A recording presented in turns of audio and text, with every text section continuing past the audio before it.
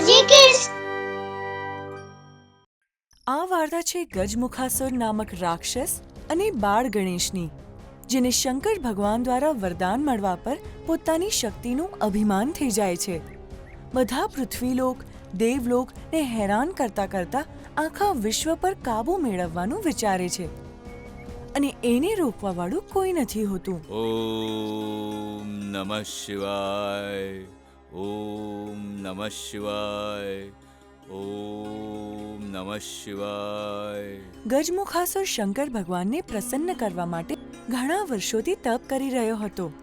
એની આ પ્રાર્થનાને સાંભળીને શંકર ભગવાન પ્રસન્ન થઈ જાય છે અને સ્વયં ગજમુખાસુરની સામે ઊભા રહી જાય છે. ગજમુખાસુર, હું તારી ભક્તિથી પ્રસન્ન થઈ ચૂક્યો છું. બોલ, શું વરદાન જોઈએ છે તને? તું જે માંગીશ એ ઈચ્છા પૂરી થઈ જશે. ગજમુખાસુર પોતાની આંખો ખોલે છે તો જુએ છે સામે શંકર ભગવાન હોય છે. પોતાના બંને હાથ જોડીને શંકર ભગવાનને કહે છે, હે ભોલેનાથ, હું તમારો ખૂબ આભારી છું. મારી વર્ષોની તપસ્યા ફળી ગઈ છે પ્રભુ. વર્ષોની તપસ્યાનું ફળ આજે મને મળી રહ્યું છે ભગવાન. હું તમારો ભક્ત છું. આટલા વર્ષોથી તમારી ભક્તિ કરતો આવ્યો છું પ્રભુ. આજે મને એવું કોઈ વરદાન આપો કે ધરતી, પાતાળ અને દેવલોકમાં મારાથી વધારે શક્તિશાળી કોઈ ના હોય. કોઈ મને પરાજિત ના કરી શકે. ના કોઈ પુરુષ, ના કોઈ પ્રાણી, ના કોઈ દેવ. કોઈ પણ મને પરાજિત ના કરી શકે. મને એટલો શક્તિશાળી બનાવી દો. તથાસ્તુ. હું તને વરદાન આપું છું. આ ધરતી પર તારા જેવો શક્તિશાળી કોઈ નહીં હોય, પરંતુ આ શક્તિનો દુરુપયોગ ના કરતો અને કોઈને હેરાન પણ ના કરતો. તથાસ્તુ. તારી મનોકામના પૂર્ણ થાય. સૌથી શક્તિશાળી થવાનું વરદાન શંકર ભગવાન ગજમુખાસુરને આપીને ત્યાંથી કૈલાશ પર્વતે નીકળી જાય છે. ગજમુખાસુર ખૂબ પ્રસન્ન થઈ જાય છે કે હવે આ દુનિયામાં એનાથી શક્તિશાળી કોઈ નથી. ધીરે ધીરે એને પોતાની શક્તિ પર અભિમાન થઈ જાય છે. એ પશુ, પ્રાણી બધાને ત્રાસ આપવા લાગે છે. ઠેક ઠેકાણે ત્રાહિમામ મચાવી મૂકે છે અને ધીરે ધીરે એ દેવલોક તરફ આગળ વધે છે, કારણ કે એને શક્તિનું અભિમાન આવી ગયું હતું. એ વિચારે છે કે હવે આ આખી દુનિયા પર રાજ કરશે. આ જ હેતુથી એ દેવલોકને હેરાન કરવા લાગે છે. બધા દેવતાઓ આજુબાજુ ભાગવા લાગે છે અને શંકર ભગવાનની પાસે આવે છે અને કહે છે, હે ભોલેનાથ, તમે સર્વશક્તિમાન થવાનું વરદાન આપ્યું છે પેલા ગજમુખાસુરને. પોતાની શક્તિ પર એટલું અભિમાન થઈ ગયું છે એને. એ આખી પૃથ્વી અને પાતાળમાં અને આખા દેવલોકમાં હાહાકાર મચાવવા લાગ્યો છે. ચારેય તરફ ત્રાહિમામ કરી નાખ્યો છે ભગવાન. શંકર ભગવાન, હવે તમે જ આ સંકટમાંથી અમને બચાવો. સમસ્ત દેવલોક ગજમુખાસુર જે પણ કરી રહ્યો છે એ ખોટું છે. એણે પોતાની શક્તિનો દુરુપયોગ ના કરવો જોઈએ. એની પાસે મારું આપેલું વરદાન છે. જે વરદાન હું પાછું તો નથી લઈ શકતો, પરંતુ એનો પરાજય કરવા માટે હું બાળ ગણેશને મોકલી રહ્યો છું. પરંતુ ભગવાન, બાળ ગણેશ એકલા એનો સામનો કેવી રીતે કરી શકશે? એ તો હજુ નાના બાળક છે. અમે સમસ્ત દેવલોક બાળ ગણેશની સાથે જ જઈશું. પ્રભુ, ક્યાંક તમે ફરી કોઈ ભૂલ તો નથી કરી રહ્યા ને? તમે બાળક પર બહુ મોટી જવાબદારી નાખી રહ્યા છો. પાર્વતી, હું જે પણ કરી રહ્યો છું બરાબર કરી રહ્યો છું. હું બરાબર જાણું છું કે હવે મારે શું કરવાનું છે. તમે વ્યર્થ ચિંતા ના કરો. ગણેશ. જી પિતાશ્રી, શું આજ્ઞા છે? ગણેશ, મારી એવી ઈચ્છા છે કે તું ગજમુખાસુર પાસે જાય અને એની શક્તિના અહંકારને તોડે, કારણ કે આ આખા સંસારમાં તું જ એક એવો છે જે એનો પ્રતિકાર કરી શકે છે. હું તને આશીર્વાદ આપું છું અને શક્તિ પ્રદાન કરું છું. વિજયી ભવ. ગણેશ પોતાના પિતા શંકર ભગવાનના આશીર્વાદ લઈને ગજમુખાસુરને શોધવા નીકળી પડે છે. ફરતા ફરતા એમને એક રાક્ષસોનું નગર દેખાય છે. એ જોઈને ગણેશ કહે છે, અચ્છા, તો અહીંયા છુપાઈને બેઠો છે ગજમુખાસુર. હમણાં એને લલકારું છું. ગજમુખાસુર, ક્યાં છુપાયો છે? સામે આવ. હિંમત હોય તો મારી સાથે મુકાબલો કર. કોણ છે? કોણ છે જે મને લલકારી રહ્યું છે? તને ખબર છે કે આખા વિશ્વમાં હવે હું સર્વશક્તિશાળી છું.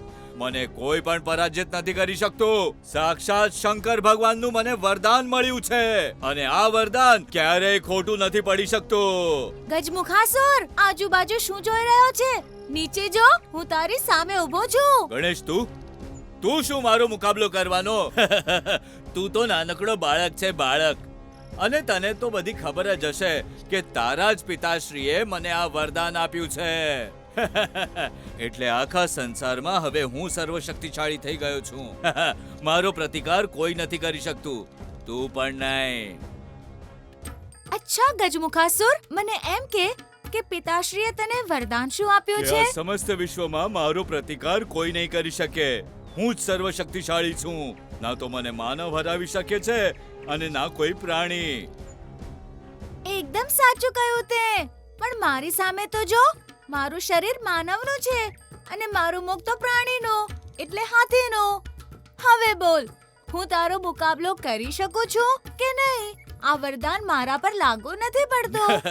નિર્દોષ બાળક, તું મારી સાથે લડીશ, હું તને નહીં છોડો. ગજમુખાસુર ગણેશ પર પ્રહાર કરી દે છે, પણ દર વખતે ગણેશ બચી જાય છે. ગજમુખાસુર ગુસ્સાથી લાલચોળ થઈ જાય છે, પણ ગણેશ એના હાથમાં નથી આવતા. હું તારા પર અગ્નિ અસ્ત્ર નાખી રહ્યો છું બાળક. આ તને બાળીને ભસ્મ કરી નાખશે.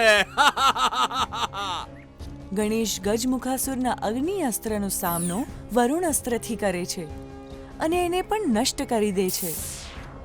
ગણેશ સાથે મુકાબલો કરવાના ચક્કરમાં ગજમુખાસુર પોતાના બધા અસ્ત્રો વાપરી નાખે છે. છેવટે એ જો ગણેશને તું કહે આટલો જ છે, શક્તિશાળી હોય તો મને પકડીને બતાવ, મારો સામનો કર. આમ કહીને ગજમુખાસુર ઉંદરનું રૂપ ધારણ કરી લે છે. બરાબર એ જ સમયે ગણેશ પણ પોતાનું રૂપ નાનું કરી દે છે અને જઈને ગજમુખાસુરની પીઠ એટલે ઉંદરની પીઠ પર બેસી જાય છે અને જોર જોરથી એના કાન ખેંચવા લાગે છે. અરે છોડ, મારા કાનમાં દુખી રહ્યું છે. અરે છોડ ને, છોડ ગણેશ, છોડ. ગણેશને લલકારીને ગજમુખાસુર જાતે ગણેશના જાળમાં ફસાઈ જાય છે. બોલો ગજમુખાસુર, શું હજી પણ તને તારી શક્તિ પર અભિમાન છે? મને માફ કરી દો બાલ ગણેશ. મને મારી શક્તિ પર અભિમાન થઈ ગયું હતું ભગવંત. શંકરજીએ મને આખા જગતમાં શક્તિશાળી હોવાનું વરદાન આપ્યું હતું, પરંતુ હું એ વરદાનનો દુરુપયોગ કરતો રહ્યો. પણ હવે મને મારી ભૂલ સમજાઈ ગઈ છે. હું તમને વચન આપું છું પ્રભુ કે આજ પછી જીવનભર હું તમારું વાહન બનીને રહીશ, તમારી સેવા કરીશ. પ્રભુ, મને માફ કરી દો. જીવનભર આ જ ઉંદરના રૂપમાં રહીને તમારી સેવા કરતો રહીશ. હવે આવીને મજા. ક્યારે પોતાની શક્તિ પર અભિમાન ન કરવું. તને તો વરદાન મળ્યું હતું, પણ તે એનું પાલન ન કર્યું. હવે તું આખું જીવન મારું વાહન બનીને રહીશ. આજથી તારું નામ છે મૂષકરાજ. આજથી તું મારું વાહન ગણાઈશ. મને મંજૂર છે, બસ તમે મારા કાન નહીં ખેંચતા. ગણેશ અને ગજમુખાસુરનું આ દ્રશ્ય જોઈને બધા દેવતાઓ પ્રસન્ન થઈ જાય છે. બધા બાળ ગણેશનો જય જયકાર કરવા લાગે છે. બધા શંકર ભગવાનનો આભાર માને છે.